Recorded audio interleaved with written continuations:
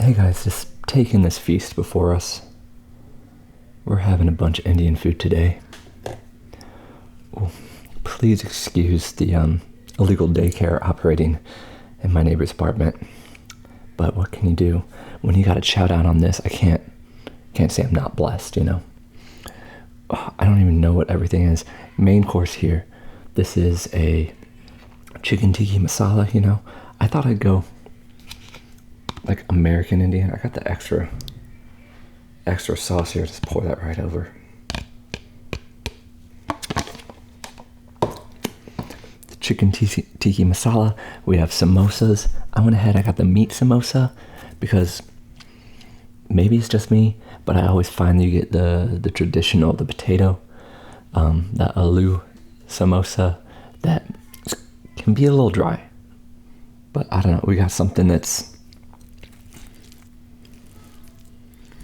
kind of, I can't even say it. Some kind of curry cauliflower. Oh, that smells amazing. Got these chickpeas here and some potato and just carrot. Some kind of potato curry. The chickpeas were a bed for these fried potato cake things I'm really excited about. And of course, I had to hit it with the two breads. Got the, what is the fried bread called? Poori, I think, Poori bread. And then the garlic naan. I'm straight up in heaven.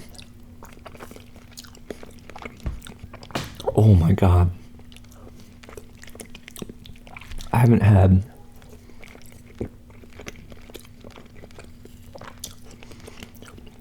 tikka masala since probably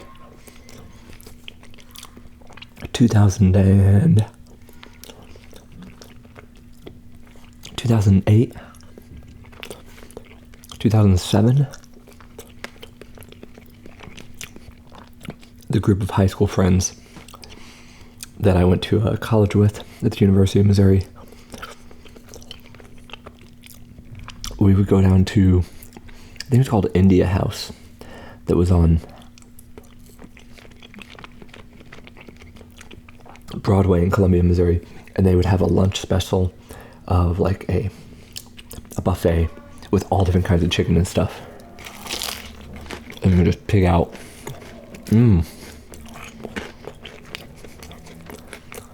Such a crispy, like, flaky samosa skin on this.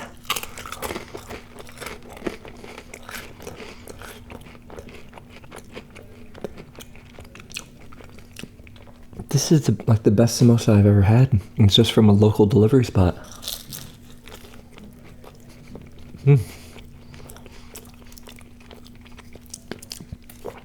Still a little dry on the inside, but we got plenty of wet, saucy ingredients here.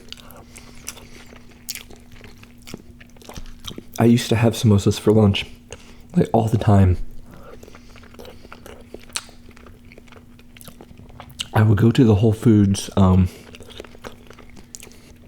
If you're a New Yorker, you might know it, the Tribeca Whole Foods. Because I worked in World Trade Center 7 for like 5 or 6 years or something. And once I learned that I should stop going to Shake Shack every day for lunch, I would go to Whole Foods and I would get one of their salad paper basket things. And I would make like what I called meat salad. Because I didn't know seitan is not meat. And I would make like a little salad and I'd cover it with like juicy barbecue seitan. And then I put a couple of samosas on top and it was always so heavy. It cost like $20, $30 for lunch. I wasted so much money on lunch back then. But you know, I thought, it's like, oh, I'm making money in the city.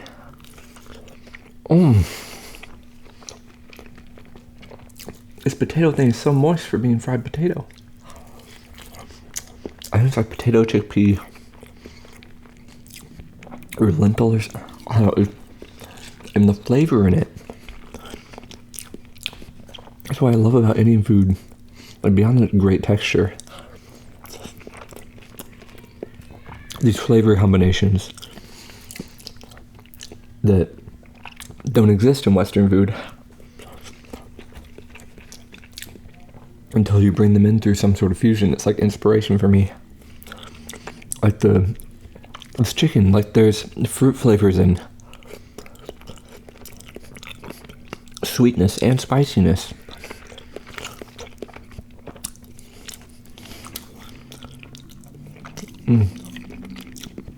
And people are often like not receptive to these kind of non-Western combinations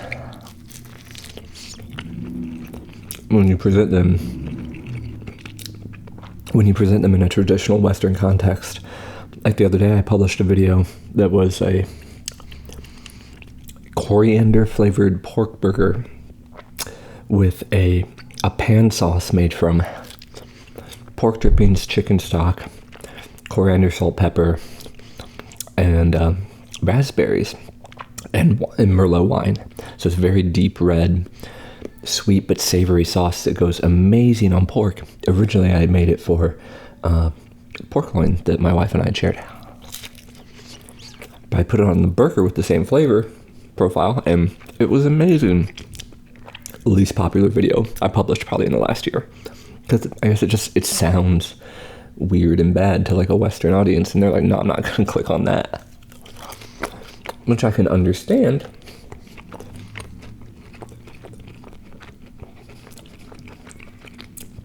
But when something sounds weird and bad, sometimes it just means like you haven't experienced it yet. And it could be super good. That's the beauty of Indian food though. Can't get scared of it when you don't know what anything on the menu means. I know a few words at this point, you know. If I order something with sag, you're gonna get spinach. Know what a paratha is? The like layered flaky bread with stuffing sometimes.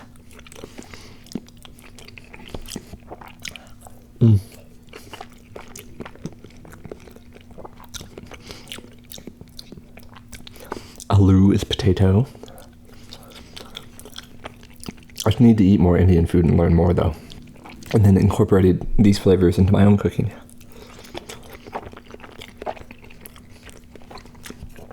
I have before made a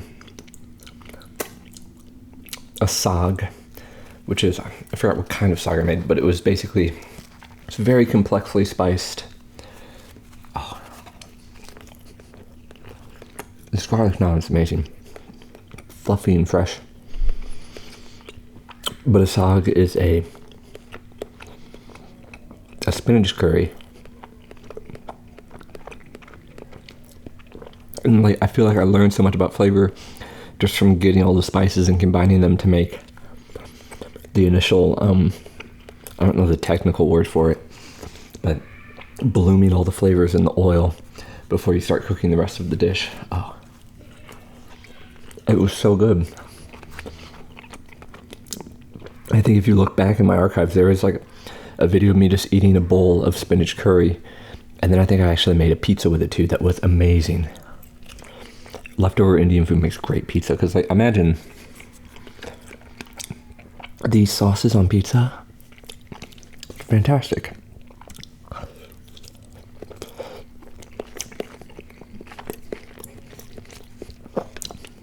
And you know, like Indian food and Southeast Asian food and well, most Asian food in general, Middle Eastern food, it's not heavy on cheese until you get to like the Mediterranean and get into like goat and lamb products. This is almost creamy. But I think they still go well when you bring them onto a pizza and you pair the right cheese. If you need a little saltiness, it's a Parmesan. If you need just creaminess, it's mozzarella. And there's so much deeper you can go too. Look at this beautiful cauliflower.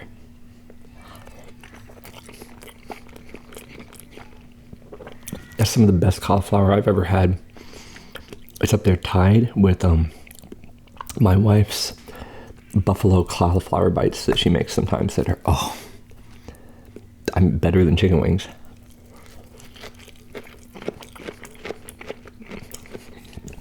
This should be a game day spread, like chicken wings.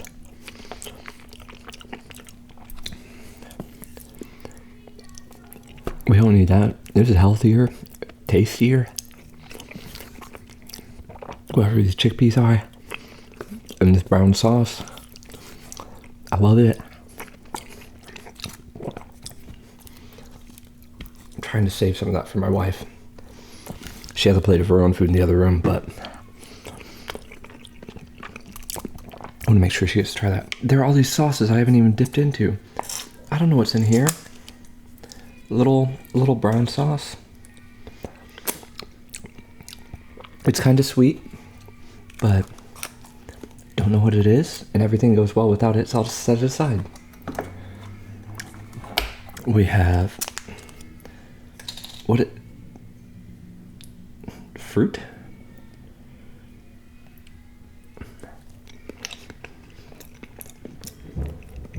This one's like a little marmalade.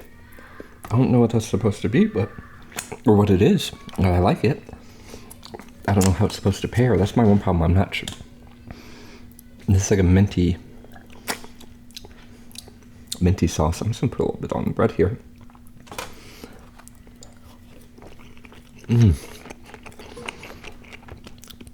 I know last time I did an Indian food video 2 years ago. Sorry guys. People were getting mad in the comments like, Sammy, you are butchering the sauce combinations. But if it tastes good, you're not butchering it, you're just doing something new. Go for it.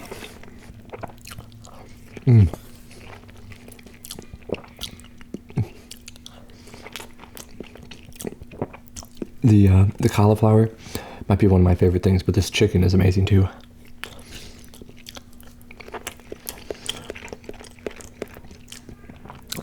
How do you get so red? I need to look up a chicken tikka masala recipe and do. I'd love to have like chicken tikka masala like sub sandwich, chicken tikka masala wraps, chicken tikka masala pizza, egg rolls.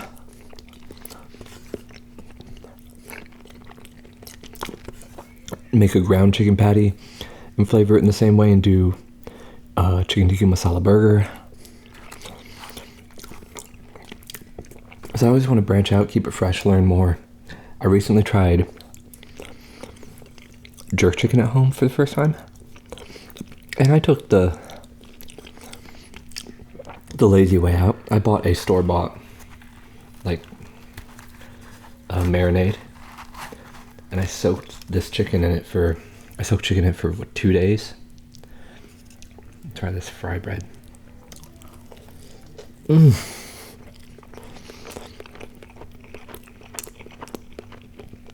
That's some good bread. But the chicken I soaked for 2 days in jerk seasoning, amazing. Very outside the flavor palette I grew up with, but something I can appreciate a lot and want to adapt and use more. I made this awesome sub with it with mango salsa and like a garlic lime mayonnaise mix. And tomorrow I'm going to turn the leftovers into a pizza. Garlic lime mayonnaise sauce,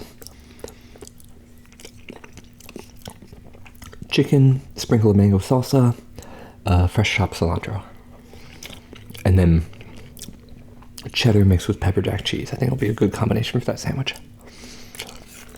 Oh, I put too much rice on my plate.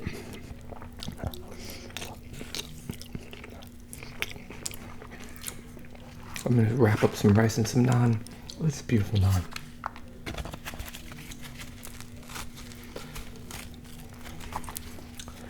Thank you, food gods, for this bounty of flavor that I can savor. Oh, just wrap it up like a taco. See, food fusion right there.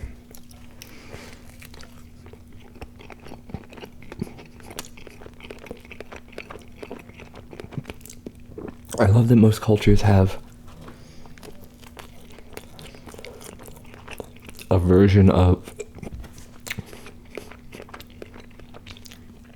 try not to choke on my rice right now, but most cultures have a version of like tear something off and then wrap up like your vegetables or your meat or whatever inside of it and eat it like a little taco kind of thing. I'm most used to it with like Korean bosam, where you take like butterhead lettuce or something, and then you wrap up your roast meat and you put your sauces on there, a little rice, and you know, you make yourself a little bite. And I was struggling to think of like an American example, but what do you think you're doing like on Thanksgiving or the holidays when you're sopping up the juice on your plate with a dinner roll? It's the same thing, like the way we use carbs to wrap around meats, soak up. Oh. And that kind of eating where you build it on your plate. I love that.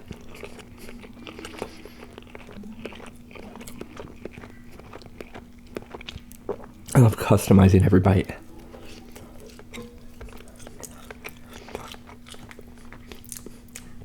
In fact, let's do a little bit of this.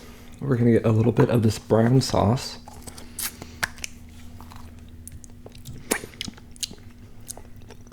Sweet yet savory. Like, tastes like it would go good on a steak.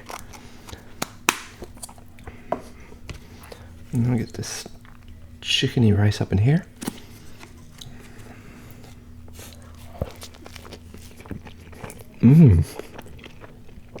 It's decadent and juicy.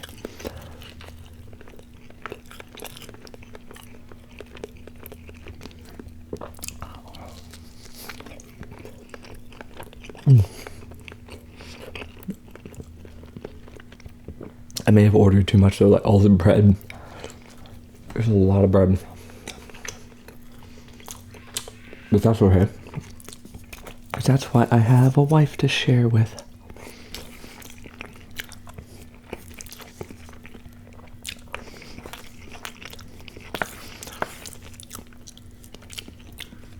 And I have a whole other samosa. Look at this, crispy.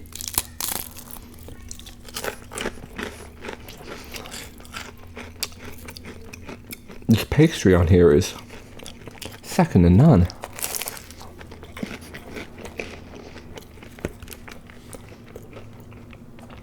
That needs a little sauce. That'll be good.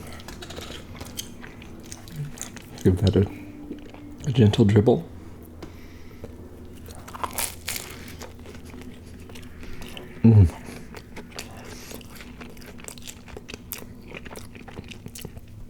A couple more taps like I'm in the public restroom, hoping that I get everything out before I put it back in my pants. Don't want to dribble on myself. Well, that's why we wear black pants. No one can know but you when you feel the wet on your leg.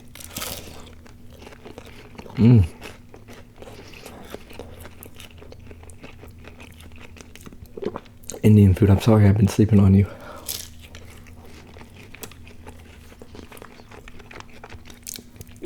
You know what other food I recently tried? That was so good. I bet you never ever think about Uzbeki. I ordered food from an Uzbek restaurant. Oh my god. It's like lamb, some kind of stew, little dumplings. It's a giant round thing of bread with like a berm on the outside, and then it went into it, like dipped in the middle. It was so fluffy and delicious. I remember that bread cost like $1.50 for this huge loaf. Oh my gosh. I don't know how many more bites I'm gonna get through here. The fry bread is so, the Poori, right? Poori bread is so filling. But so good. And I'm filming this the weekend before Thanksgiving. So I shouldn't be eating this much because I gotta get ready. And not only that,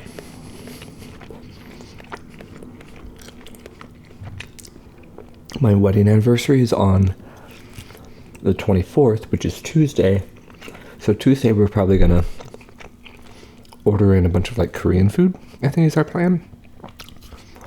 Because, you know, we're not going out to eat. Obviously, if you're watching this in the future, this is 2020. We're not going out to eat. And then for Thanksgiving, after having this, after having a whole bunch of Korean food, Thanksgiving we're making a bon appetit recipe for baked penne. And it is made, it's so decadent and so good.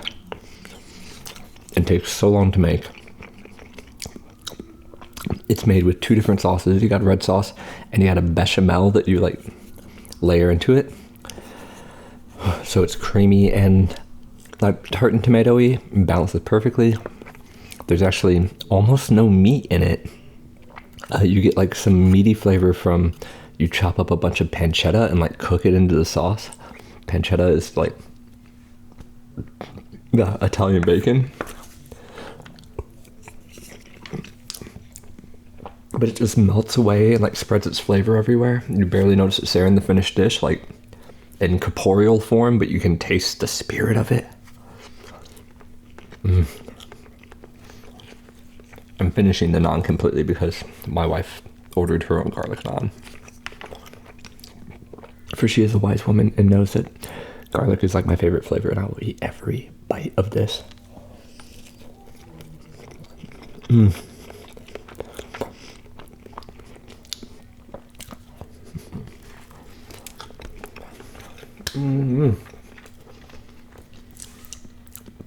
didn't even bring a cup over for me to drink out of. The only drink I have is cold coffee. I really need a drink right now, so.